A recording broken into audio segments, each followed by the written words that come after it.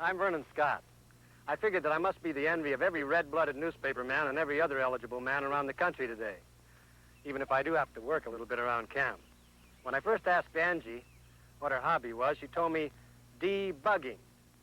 It has absolutely nothing to do with insects, but in just a moment, I'll let that beautiful Angie tell you in her own words what her idea of debugging trips really are. And now let's meet our guest, Miss Angie Dickenson. Hi, Angie. Hi, Vernon. Before we go any further, I think we should explain what a debugging trip is. Well, you know when you get bugged about things, and even yourself, I just have to get away, and or I like to try to get away, and I like to go to the mountains and just breathe fresh air and fish and everything. I get the bugs out of myself. That's how you unswivet yourself, huh? Yeah. Well, I'm debugged already. Except for the John Wayne Western, Rio Bravo, I never quite thought of you as the outdoor type. I think I should say thank you. I love that movie. But I'm sort of an every type. You certainly are that, but where were you born, Angie? North Dakota, Vernon, and I think one of the reasons I like getting up in, we had no mountains in North Dakota and no streams. The nearest stream was a river, I thought, 25 miles away, and I look back at the pictures now, and it's up to my waist, and as I remember, it was a wide, wide river, but no such thing. So I think it's because I never had anything like this as a kid. You're making up for lost time, then. Yeah. I know you make these trips often, Angie. Do you usually go out alone or with your family or friends? How do you do that? Oh, I never go out alone because I wouldn't know how to even hold a gun, much less shoot it. And I like to really go up into the high mountains. And if I do, that can be very dangerous. And I just wouldn't go alone. That's ridiculous. Yeah, but I go with my family or girlfriends or, you know, just a small group. Do you have any favorite place or any little secret camping spots out in the mountains? Yeah, I have a couple places in the High Sierras. The High Sierras are my favorite, but I've also gone to Yosemite and Jackson Hole, Wyoming, which is so beautiful. Oh, beautiful. And even up to Glacier. Well, now when you go debugging, just what is it that you do besides fishing and hiking? I walk an awful lot, and which is hiking, but, you know, hiking, it's strenuous, but walking is just walking without any strain to it at all. And I read a lot. We play catch with the ball, naturally. And if it's a lake, you know, I go swimming. Oh, usually the lakes are too cold, though, to go swimming. But I get in as far as I dare. And I don't know, just being peaceful and quiet is the main thing. Well, what about cooking out in the open? The steaks come in pretty handy when the fish aren't biting? Oh, boy. Yeah, bees do, too. Get out of my coffee. That's the stuff. Steaks, I always bring them. I bring steaks and weenies. Oh, gosh, roasted weenies are wonderful, and roasted marshmallows, but I always like to bring steaks because it isn't the fishing, really, that I love so much as just being near streams. Well, let's go get rid of some bugs. Debugging we shall go. Oh, good. Come on. Hat blew off. I know it.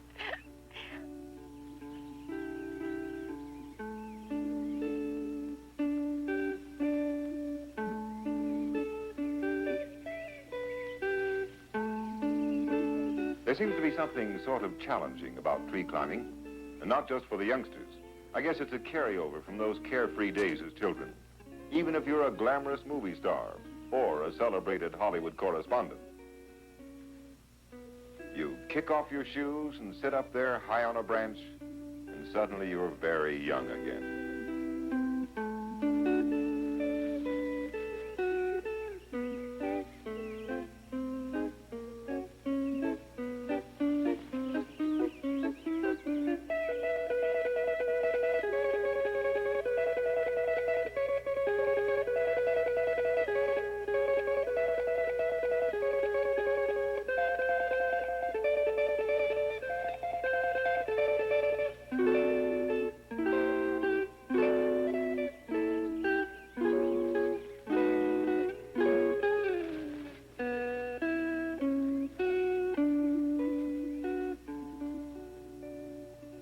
Angie and Vern loosen up a bit playing catch, maybe in hopes it'll prepare them for another catch. Mountain trout in a little while.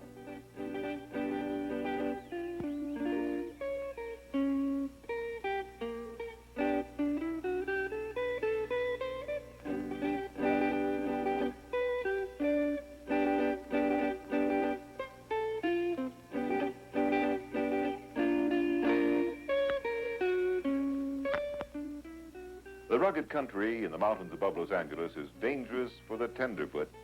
But to Angie, this is old stuff. She's sure-footed, climbing down a rocky mountain or as the glamour girl, dancing in bejeweled high heels.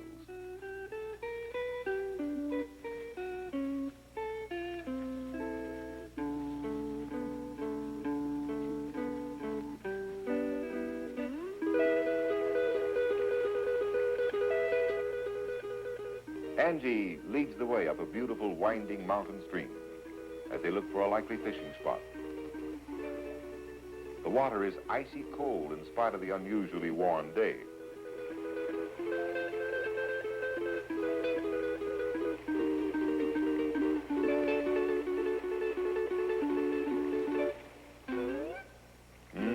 That must feel good.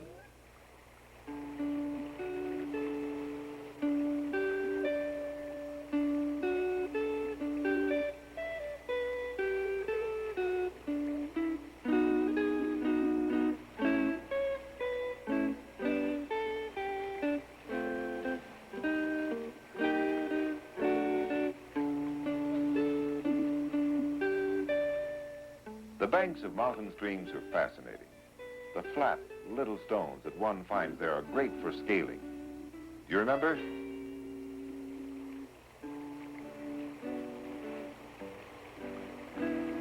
2 and 3 hoppers are common. But when you'd find one that could bounce 5 or 6 times, you really had something.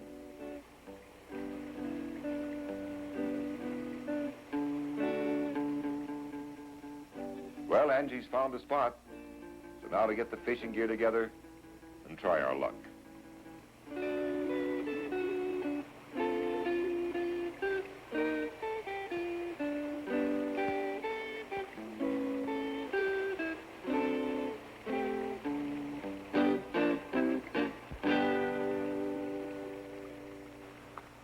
Angie, I haven't had much luck yet. Oh, you will. You have to be patient. I guess some of these big rainbow trout run to 12, 14 inches, don't they? Well, I haven't the real proof of that off my hook, but Not yet, huh? I'm hoping. I hear there really are some nice ones. Great, isn't it? I wonder if it's better with an old bamboo pole and a piece of string and a bent pin. I think I've done worse than that. I just as soon poke the fish as they go by. I just love to dangle my feet.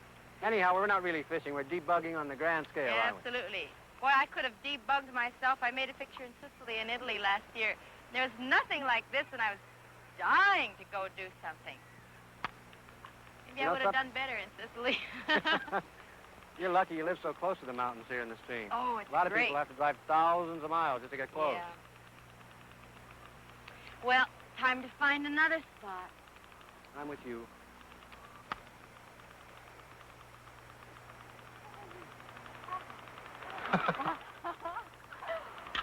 Need a hand, Angie? Oh, it's great! Come on over. I go to the fish when they don't come to me. That's the stuff. Angie, I wish your glamour girl friends down in Hollywood could see you right this minute. They should be here.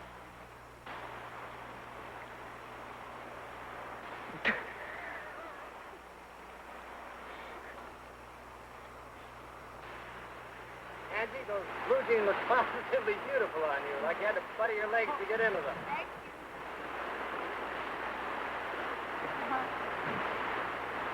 Angie, I think you got a bite. What? I do. Hey, Vernon, I got one. You got a fish, by golly. Hang on, I'll get the net. Can you catch Hey, it? yes, beautiful. Here. Good See if girl. I can go right in the water with him. Look at that. Me. Beautiful. Huh? for sure. Boy, I die a humdinger. Oh, I hate...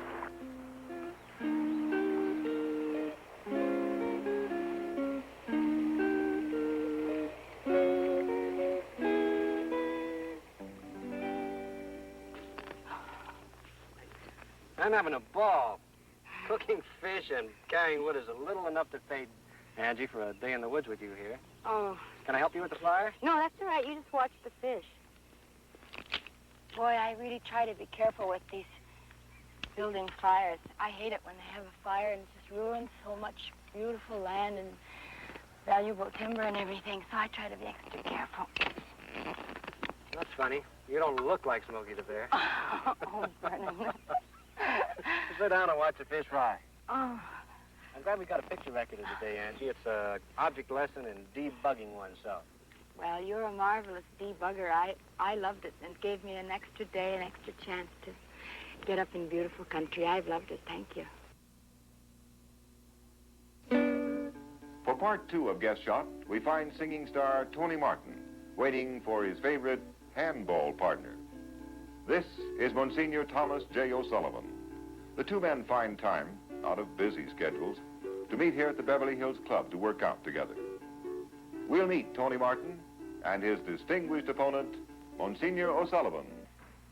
Hi there, I'm Army Orchard, and if it sounds to you like we're talking from inside an echo chamber, well, we more or less are. We're in the four-wall handball court here at the Beverly Hills Club. And I'm frankly getting a little exhausted just watching Tony Martin here as he darts around the court and smashes that little rubber ball against the wall. You know, I've listened to Tony sing and watched him in pictures, but this is a side of the suave Tony Martin that few people have seen.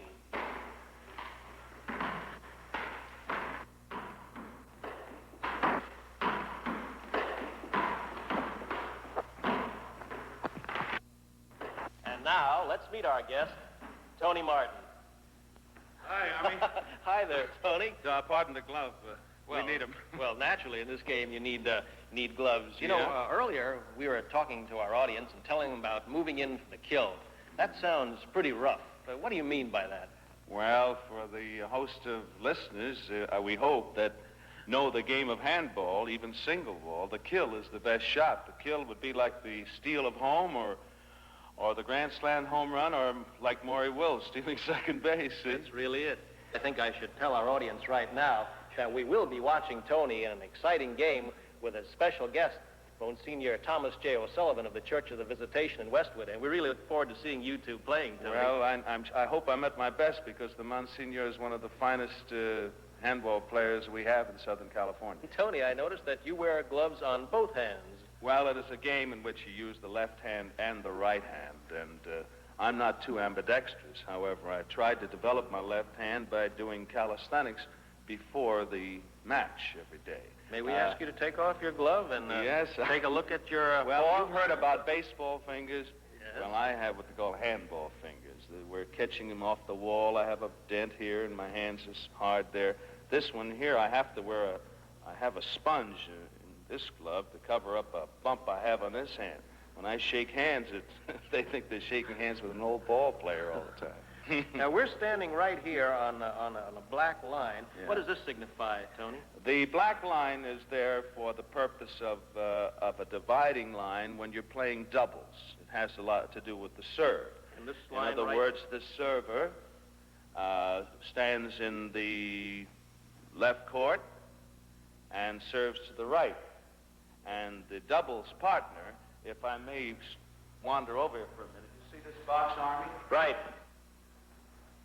That box is where the server, the other partner who is not serving, must stand while the serve is being made. A temporary penalty box, you might call it. Well, I think so. It's to stay out of the way of being hit in the head. And I'll tell you something. Most every handball player gets hit quite a few times.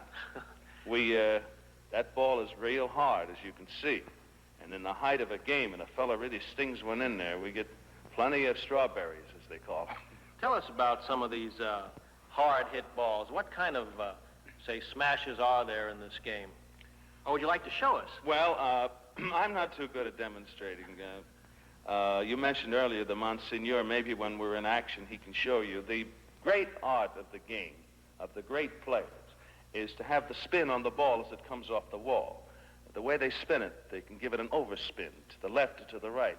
Very similar to a bowling situation, I would English. say. Well, English or American. Bowling on the green, they put a spin on it. Also, the great idea is to make a shot that's called the lob shot, which goes back near the wall and just out of reach of the opponent. There is also the one call you're allowed to make in the game is what they call a Hindu, which you people in the East call a Hindu. Is that right? Hindu? Isn't that what you call it? We call it a Hindu, yes. Well, up in Oakland, San Francisco, we call it a Hindu. Now, a Hindu, Army, I can demonstrate it for you. By all means. When you're playing in action, the ball comes back, and say I want to return it to the wall. If you are in my way, rather than me hit you and perhaps dent my elbow, I will call what they call a Hindu.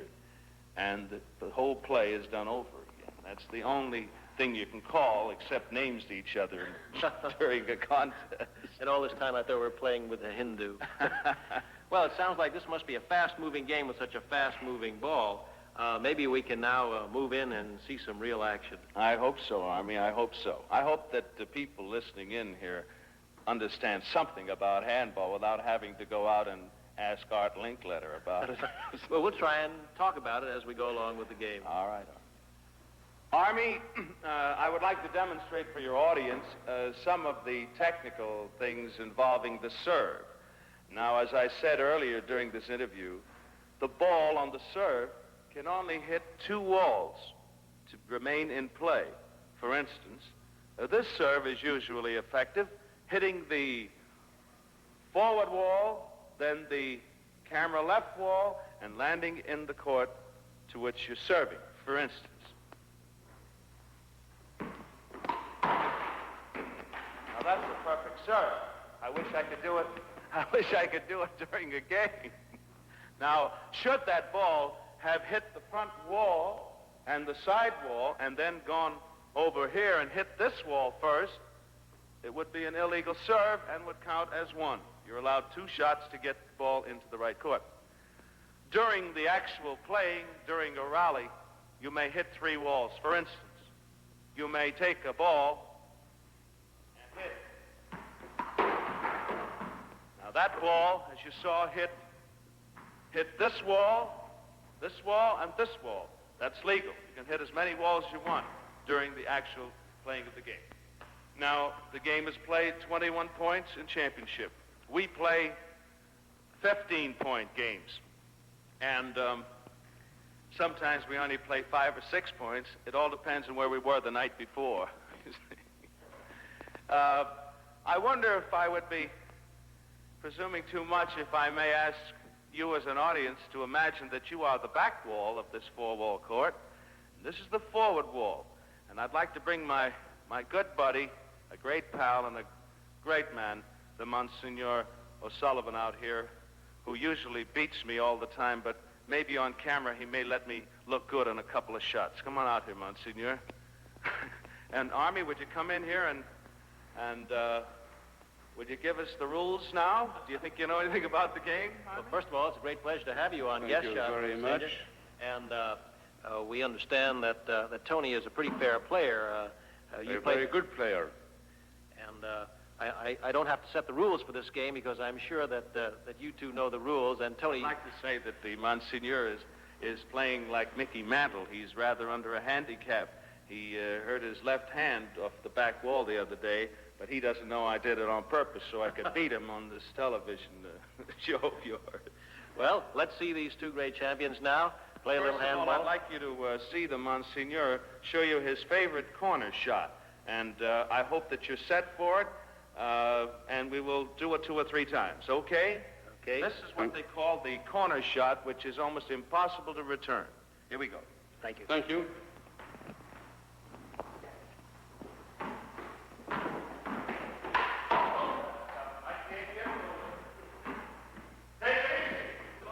That's the kind that Monsignor O'Sullivan describes to us as the kind of a shot you can't pick up with a shovel.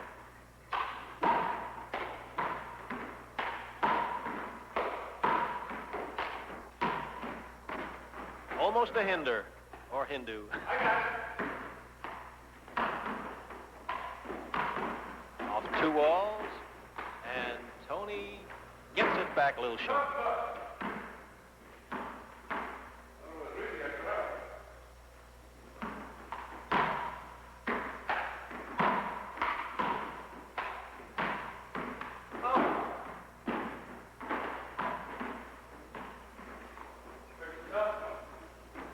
Senior O'Sullivan tells me he's been playing this game since he was a little boy way back there in Dublin, Ireland.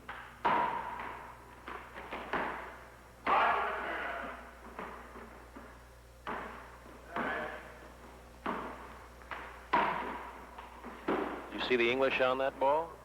It's like a curve from a big league pitcher.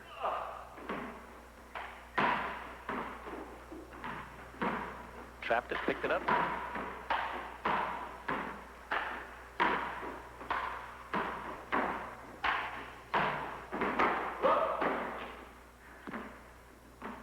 There you go.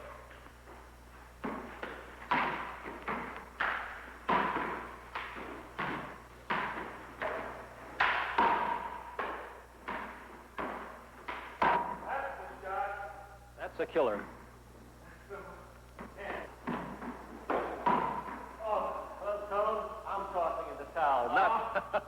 Well, thanks, Army. I can certainly use it here. I guess you'd like to get to the showers now after this real rigorous workout here. Well, it's not rigorous. As I said earlier, it just took the steam out from inside, you know, and now I feel great, at peace with the world, and I feel like I've done my body some good. That's the beauty about exercise and a great game like handball. May we ask you one more question? What is perhaps the most important shot in the game, Tone? I think the most important shot of the game is when you get the 21st point, no matter how you get it. Or else, the best thing to do in the game is to quit when you feel well. And that's why I'm heading for the steam room right now.